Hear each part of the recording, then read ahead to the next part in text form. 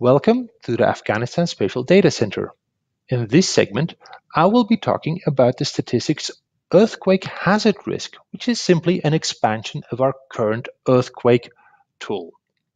My name is Dr. Emlyn Hagen, and I'm the iMMAP Disaster Risk Reduction Program Lead. The DRR program is a USAID-funded project in which the ASDC is a data dissemination segment.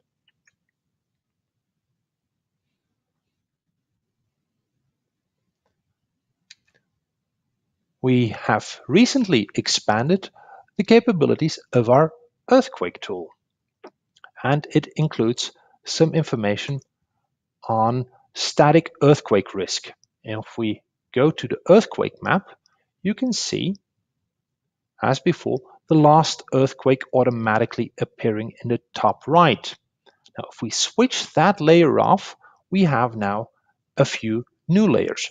One is the USGS fault lines. Those are the main fault lines, and the CAFD fault lines, which stands for Central Asia Fault Line Database. I'll simplify this map. We have also added tectonic regions, where you can see the main tectonic activity regions in Afghanistan,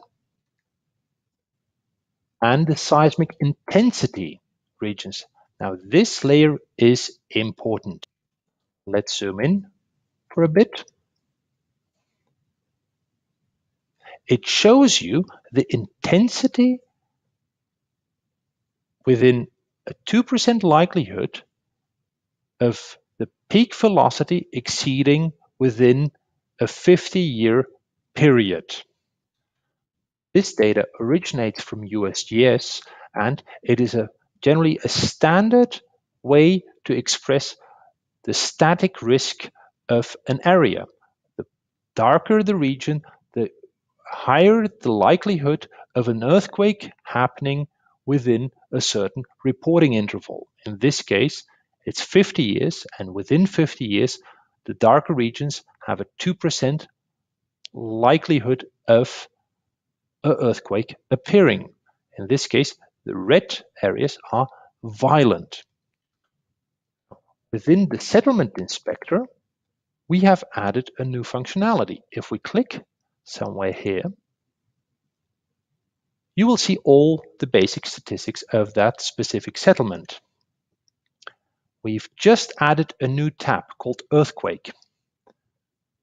And again, you find the name of the settlement there, how many people are living, and what is the earthquake hazard risk.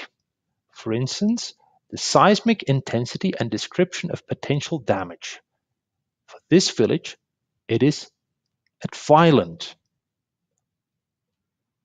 Further, if you scroll down, you will see the shake map results of the last 20 earthquakes.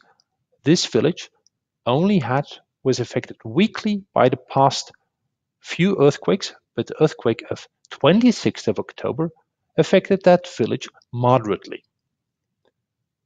If you do not know what moderately means, you can look it up in the description table.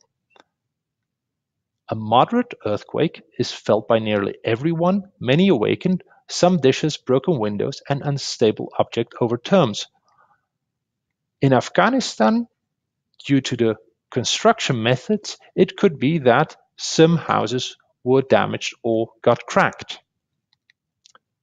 Scrolling down, you will find some further information on the specific earthquakes.